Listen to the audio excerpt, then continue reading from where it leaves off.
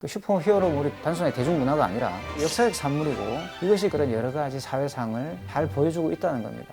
배트맨과 아이언맨이 이제 부자를 그리고 있다면 스파이더맨은 소년 노동자를 그리고 있는 겁니다. 정확하게 말하면 비정규직. 스파이더맨은 사회 계급적으로 본다면은 부자가 아니에요. 그러니까 가장 밑바닥에 속해 있는 존재입니다.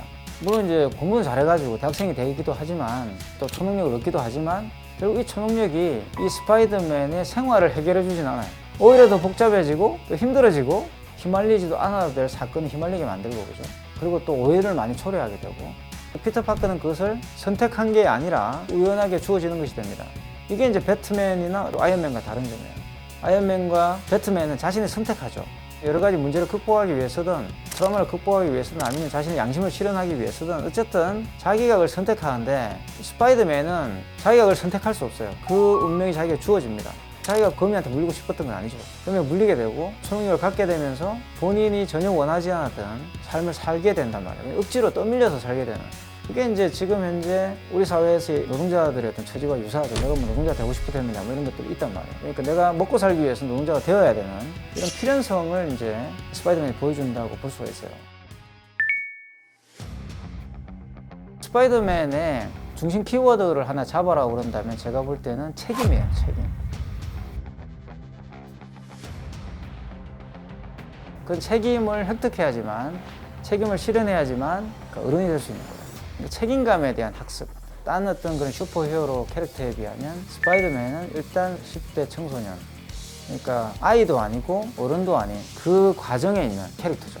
그래서 이런 장면이 에피소드에 나옵니다. 닥터 옥토퍼스와 싸울 때 보시면은 전철에 싸우잖아요. 그죠? 그런데 거기에서 소년의 한계를 갖고 있기 때문에 어른을 이기기 굉장히 어렵죠. 벅차죠. 그럼에도 불구하고 안간힘을 다해 사람들을 보호하기 위해서 싸웁니다. 그래서 결국은 스파이더맨의 정체가 드러나죠. 얼굴에 있는 가면이 벗겨지니까 많은 사람들이 닥터 옥토퍼스한테 아니 아이한테 이럴 수 있느냐 이렇게 막 말을 합니다. 나의 라이벌인 줄 알고 이렇게 온 힘을 다해서 공격했는데 알고 봤더만 소년이었네 뭐 이런 거. 이게 아이였네?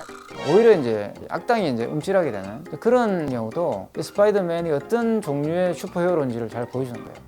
스파이더맨은 소년기가 겪는 갈등들, 이른바 이제 사회로 진입하기 위해서 거쳐야 되는 그런 통과 의례들 이런 것들을 보여주는 흥미로운 캐릭터죠.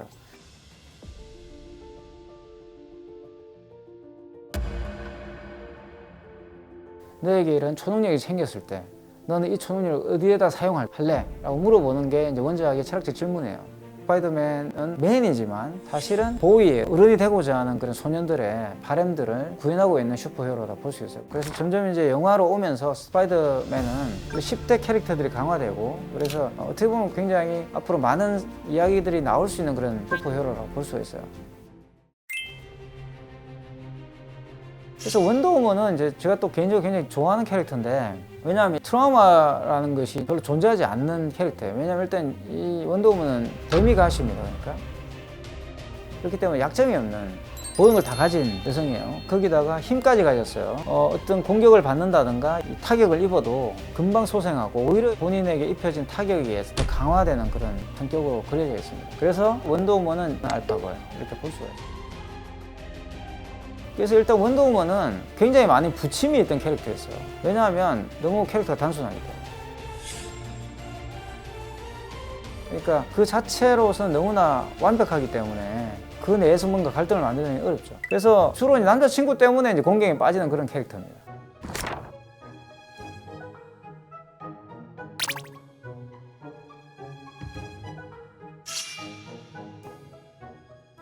(1980) 원더우먼에서 자신이 사랑하는 그 남자를 위해서 자신의 초능력을 포기하는 에피소드가 나왔죠. 사랑을 선택할 것이냐 세계의 정의를 선택할 것이냐 이거예요. 그래서 이제 원더우먼이 그 딜레마에 눈물을 머금고 자신의 사랑을 버리고 세계를 구원하는 슈퍼히어로로 다시 태어난다는 그런 스토리입니다. 이것이 굉장히 이제 원더우먼이 가지고 있는 특징들을 잘 보여주는 에피소드라고 볼 수 있어요. 그 약점이 없는 존재에게 단 하나의 약점이 있는데 그것이 바로 사랑이죠. 그래서 에피소드 대부분 보면 능력 있고 그런 여성인데 이 여성에게 취약점은 바로 사랑하는 남성이라는 설정이 있는 거죠. 사실 알파걸이 원하는 건 돈을 많이 버는 남자도 아니고 자기의 어떤 그런 뭐 보호처가 되는 그런 남자도 아니에요. 특징이 뭐냐 그러면 여자들이 잘 해준다는 데 있는 거죠. 일반적으로 알파걸들 같은 경우는 남자들은 경계의 대상이죠. 라이벌이잖아요. 제가 볼 때 우리 사회에서 일반적으로 일어나는 능력 있는 여성들이 갖는 어떤 갈등이 아닐까 싶어요. 그런 갈등들이 원더우먼에 이제 구현되어 있는 거죠, 그러니까. 이 헐크는 굉장히 특이한 이제 슈퍼히어로로 과연 불릴만 할까 그런 존재인데, 왜냐하면 일단 헐크로 변신하면은 과학자가 괴물이 됩니다. 그러니까 슈퍼히어로인데 괴물인 거예요. 통제 불가능하고, 그리고 본인이 그런 초능력을 가졌다는 사실을 인지하지 못합니다. 그러니까 말 그대로 이제 무의식이 깨어나는 거죠. 독일에 테오도 아도르노라고 하는 철학자가 있는데요. 그 사람이 했던 유명한 말 중에 무의식은 해방되는 순간 자신이 해방된지를 모른다. 그러니까 무의식이 해방이 되면 그 무의식은 자신의 해방을 모른다는 거예요. 그러니까 그게 무의식이죠. 그러니까 헐크가 바로 그런 존재입니다. 고대 그리스부터 인간을 정의하는 굉장히 중요한 개념, 인간은 우리 육신이란 감옥에 갇힌 영혼이다라고 하는 거거든요. 자유로운 영혼을 우리가 가지고 있는데 육신이라는 감옥에 갇혀 있는 거죠. 그게 이제 고대 그리스 때부터 인간을 이제 정의하는 하나의 방식인데, 헐크는 뭐예요?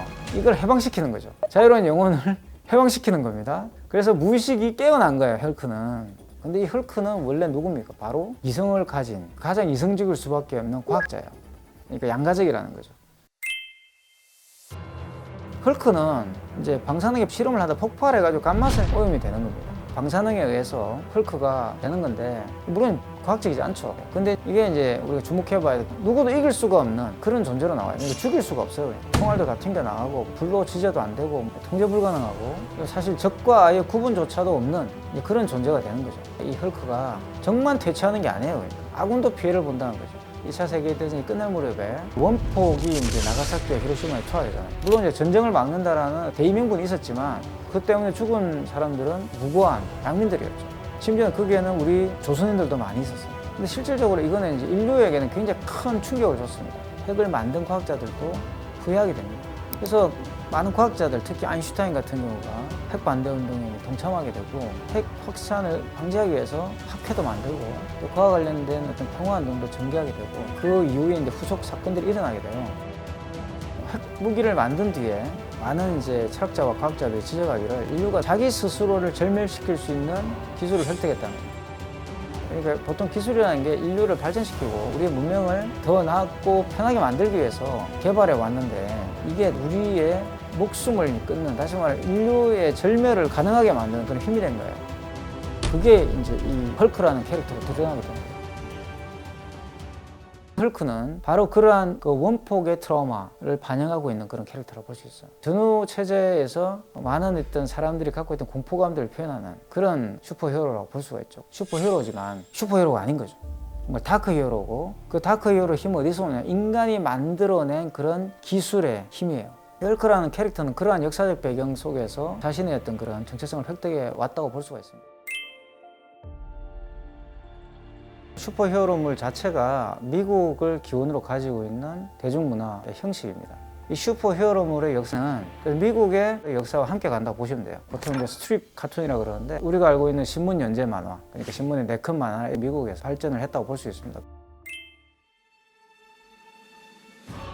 1930년대에 경제위기가 심화되고 공황이 발생하고 굉장히 많은 분들이 경제적 고통을 겪게 돼요. 경제가 어려워지니까. 정치적인 관심들이 높아지게 되고, 이제 그것을 틈타서 신문이 아주 잘 팔리게 돼요. 그래서 경쟁이 이제 심해지니까 부록을 많이 제공해야지 독자들 끌 수 있잖아요. 그죠? 그래서 신문에 끼워 팔던 그런 것이 바로 코믹북이었습니다. 처음에는 그냥 신문에 이제 부록처럼 이렇게 들어가 있었던 거죠. 그러다가 이제 독자적인 만화책으로 하나의 어떤 매체로 독립하게 되는데, 1938년도에 처음으로 슈퍼히어로물을 출시하게 돼요. 그게 바로 슈퍼맨이에요. 물론 이제 그 이전에 이미 19세기부터도 간간히 이런 만화책들이 나오긴 나왔는데, 지금 우리가 알고 있는 이런 만화책의 형식을 띠고 등장하게 되는 한 1930년대고, 그 이후에 이른바 슈퍼히어로물의 골든에이지가 펼쳐져요. 굉장히 성공하게 됩니다.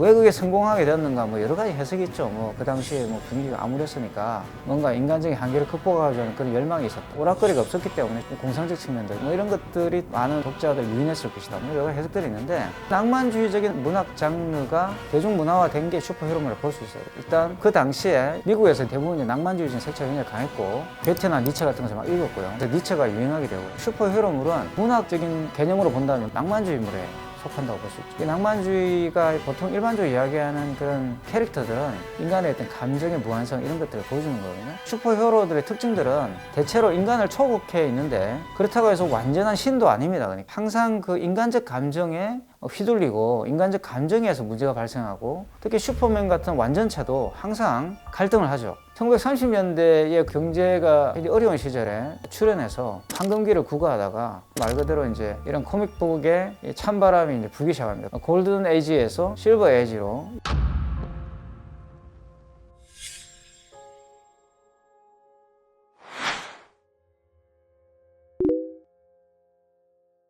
(1950년대) 이제 미국 같은 경우도 사상 통제가 굉장히 심해집니다. 냉전이 시작되는 거죠, 그죠? 그리고 만화를 통제하는 그런 법이 제정이 돼요. 쉽게 말하면 만화책을 심사하는 위원회가 생깁니다.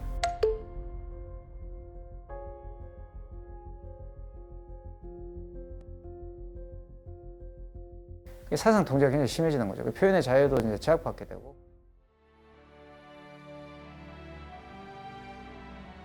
이전까지는 제가 말씀드렸던 것처럼 슈퍼히어로물이 굉장히 낭만주의적인 어떤 그런 미학적인 논리를 따랐다고 한다면 지금 우리가 이제 알고 있는 이런 슈퍼히어로물은 1985년도 이후 워치맨이라는 만화책이 나온 뒤에 만들어진 새로운 형태의 슈퍼히어로물을 보시면 돼요.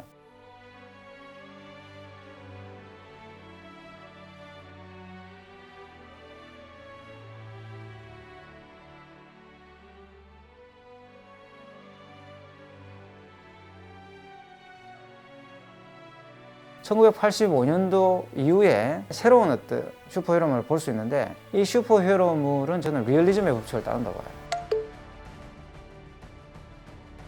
1985년도 이후에 만들어진 이 슈퍼히어로물들은 인간적인 갈등, 현실과의 어떤 모순과 그 안에서 투쟁하는 개인의 대의라든가 굉장히 이데올로기적인 측면을 많이 부각시켜요.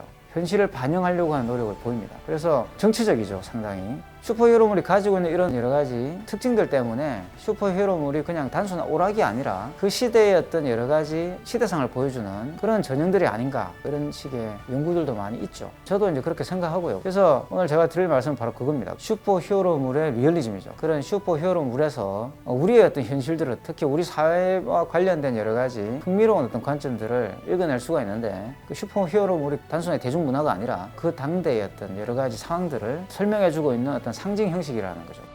그래서 그런 관점에서 슈퍼히어로물들을 좀 재해석해보자, 이게 제 생각입니다.